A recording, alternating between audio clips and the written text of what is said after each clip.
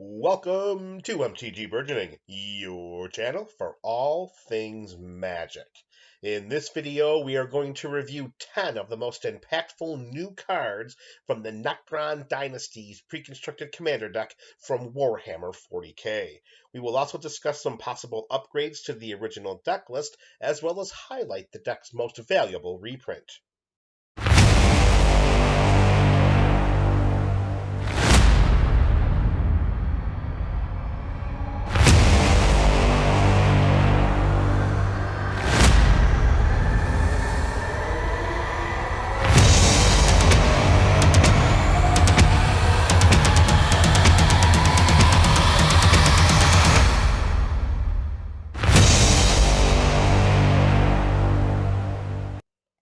Necron Dynasties is a mono-black deck with an overarching artifact theme. The front-facing commander of this build, Xerus the Silent King, is a 3/4 Necron with flying for 1 and 3 black mana. Whenever Xerus attacks, we mill 3 cards, and we may put an artifact creature card or vehicle card from among the cards milled this way into our hand. The secondary commander option, Imhotep the Stormlord, is a 3/1 Necron for 2 and 2 black mana. Whenever 1 or more artifact cards leave our graveyard, we create 2 2/2 black Necron Warrior artifact creature tokens. At the beginning of combat on our turn, another target artifact creature we control gets +2/+2 and gains menace until end of turn. Each of these commander options are artifact creatures, and they both have strong synergies with each other. Xerus can put an artifact card into our hand after it is freshly milled into our graveyard through its attack trigger, while Imhotep can create 2 2/2 black Necron Warrior artifact creature tokens as a result. Unfortunately, these legends do not have the partner mechanic, so they both cannot be placed into the command zone. Since the 99 of this build is rife with graveyard recursion and other graveyard shenanigans, Imhotep seems like the more powerful option coming out of the command zone. These two legends have mana values of 4, and while Xerus fills our graveyard and, most likely, puts a card into our hand whenever it attacks, Imhotep floods our side of the battlefield with Necron artifact creature tokens and has an evasive combat trigger which should not be overlooked, since combat is our path to victory in this build. The most valuable reprint in Necron Dynasties is Darkness. This common originally was printed in Legends, and although it appeared as a time-shifted card in Time Spiral, it has not had a meaningful reprint until now. Darkness is now more readily available than ever before. The following list of cards, ranked in no particular order, jump right off of the screen as very impactful additions to the Commander format, particularly for their versatility of being played in a variety of different decks. The War in Heaven is a saga for 3 and 3 black mana. After the first lower counter is placed on it, we draw 3 cards and we lose 3 life. After the second lower counter is placed on it, we mill 3 cards. And after the third and final lower counter is placed on the War in Heaven, we choose up to 3 target creature cards with total mana value of 8 or less from our graveyard, and return each of them to the battlefield with a Necrodermis counter on it. They become artifacts in addition to their other types. This enchantment is the epitome of black. Pay life to draw cards, fill the graveyard, recur creatures from that graveyard right to the battlefield. The 8 mana value or less restriction limits our options, but not enough to downgrade this card's playability. The triple black in this card's mana value may be intimidating, but we confidently can add this card to any black deck with at most 3 colors. Adding it to 4 or 5 color builds may be a bit too risky. Shard of the Void Dragon is a 7/7 Satan with flying for 4 and 3 black mana. Whenever it attacks, each opponent sacrifices a non-land permanent. Whenever an artifact is put into a graveyard from the battlefield or exiled from the battlefield, we put 2 +1/+1 counters on Shard of the Void Dragon. This is a beefy and evasive beater that will be sent into combat every single turn if able, which means that we will force our opponents to sacrifice non-land permanents through its attack trigger. That's what you do with 7/7 flyers. They attack, and attack some more. If our opponents decide to sacrifice any artifacts to satisfy this Satan's attack trigger, then we reap the benefits even further by slapping 2+1/+1 counters on Shard of the Void Dragon each time they do so. In an artifact-centric build such as Necron Dynasties, this creature's value is even higher. But any monocolor, two-color, or three-color decks with black in their color identities could find a home for a winged biggin with a very powerful attack trigger. Scepter of Eternal Glory is a legendary artifact for 4 generic mana. We can tap it to add 1 mana of any color to our mana pool. We can tap it to add 3 mana of any one color, but we can activate this ability only if we control at least 3 lands with the same name. The lands with the same name are basic lands. So, how many basic lands are in a commander deck? Most likely, the fewer the colors, the greater the number of basic lands. If this statement holds true, then Scepter of Eternal Glory has a spot in any monocolor or colorless deck. This is Gilded Lotus without the option of adding 1 mana of any color, but with a 20% discount in mana value. The limit of reasonable playability for Scepter of Eternal Glory is in 2-color builds. Casting this for 4 mana and only tapping it for 1 mana of any color while waiting for an appropriate number of basic lands with the same name to accumulate seems like it will hurt. It seems like it will hurt a lot. Safely jam this baby into any colorless or 1 or 2 color builds. Resurrection Orb is an equipment that costs 2 generic mana to cast and has an equip cost of 4. Equipped creature has lifelink, and whenever it dies, we return that card to the battlefield under its owner's control at the beginning of the next end step. Voltron Commanders rejoice!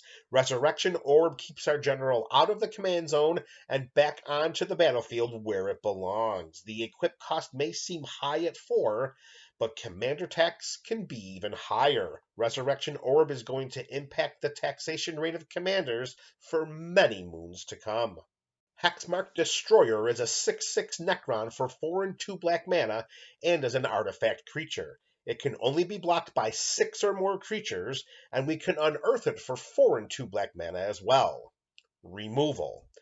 That's what it's going to take to get rid of Hex Mark Destroyer, because not everyone at the commander table is going to have 6 creatures to block it outside of token or tribal builds. And in some of those instances, it may not be worth trading. More often than not, an opponent is going to take 6 points of combat damage when it attacks, and that's without it carrying any equipment or being enchanted by any auras that provide power boosts. Yes, it's an artifact creature, which opens it up to a litany of additional spot removal spells and effects, but it also has Unearth, which gives us 1 more turn with a nearly unblockable 6/6. Also, black is the color for recursion, so we may not even need to rely on its Unearth mechanic. Hexmark Destroyer is an option for any deck with black in its color identity. Canopic Tomb Sentinel is a 4/3 insect with vigilance for 4 generic mana and is an artifact creature. Whenever it enters the battlefield from a graveyard, we may exile up to 1 target non-land permanent. We can unearth Canopic Tomb Sentinel for 7 generic mana. The value of this card lies in its unearth ability. For 7 generic mana, we put this into play from our graveyard for 1 turn of hasty fun before it is exiled. A 4/3 hasty and vigilant insect for 7 mana is not going to get anybody's motor running. Its ETB trigger from unearthing it from the graveyard, that is the real value here. But it doesn't need to be unearthed for it to exile a non-land permanent. Silas Wren, Seeker Adept, provides a powerful synergy through its artifact recursion ability. Aside from Silas Wren builds, any deck can play Canopic Tomb Sentinel and have the potential to exile a non-land permanent. It's not as surprising or all-encompassing as Scour from Existence, but universal exile effects are as rare as winter roses, and Canopic Tomb Sentinel is now one of them. Illuminor Xerus is a 3/3 legendary Necron for 2 and 1 black mana and as an artifact creature. We can tap it and sacrifice another creature to add black mana equal to the sacrificed creature's mana value. Luckily for us, this card escaped the dreaded activate only anytime you can cast a sorcery clause. There is a lot of versatility for such a small text box. Combat tricks, combos, ramp, aristocrat outlet. As valuable as its ability is the fact that illuminor Xerus costs just 2 and 1 black mana, making it very easy to add to any deck with black in its color identity. Its impact on the EDH format is unlimited based upon its many potential uses. Biotransference is an enchantment for 2 and 2 black mana. Creatures we control are artifacts in addition to their other types. The same is true for creature spells we control and creature cards we own that aren't on the battlefield. Whenever we cast an artifact spell, we lose 1 life and create a 2/2 black Necron Warrior artifact creature token. This is a personalized variation of Mycosynth Lattice, except only our creatures and our creature cards are affected.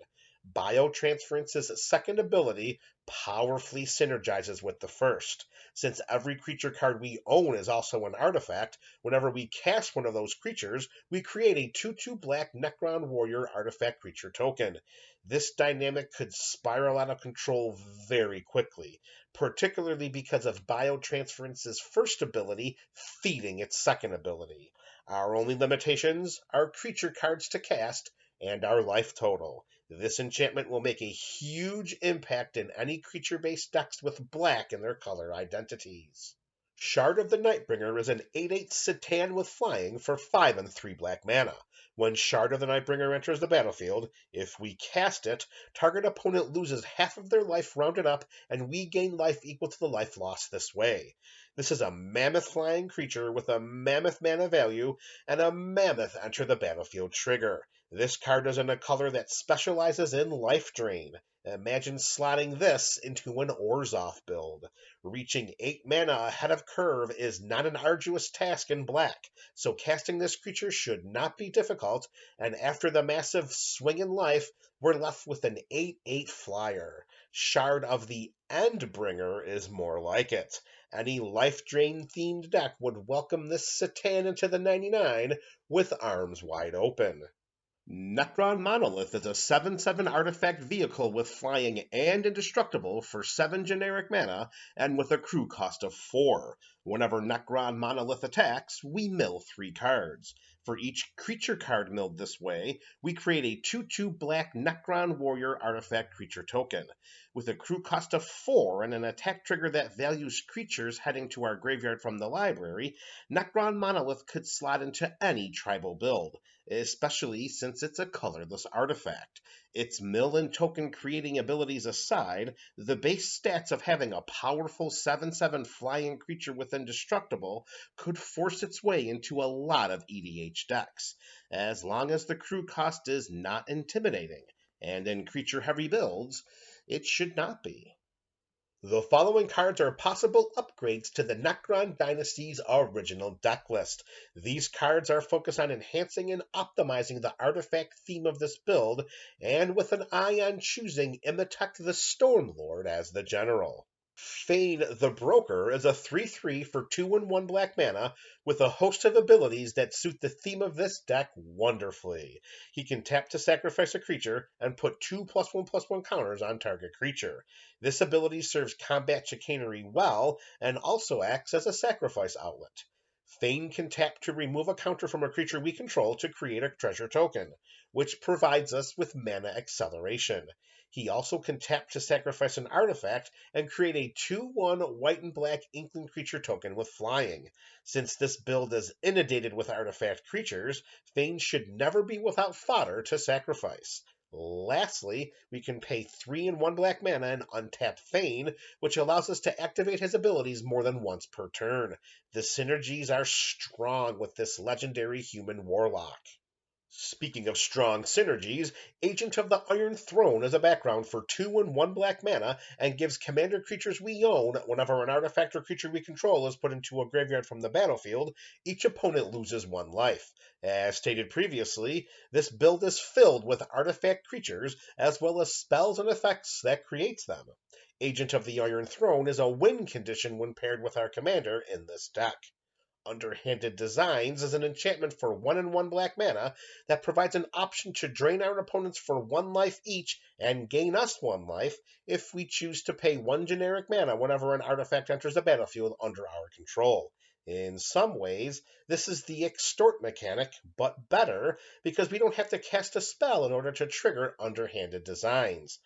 Also, notice the text. It doesn't say non-token artifact, and it doesn't say if 1 or more artifacts. Any artifact, anytime.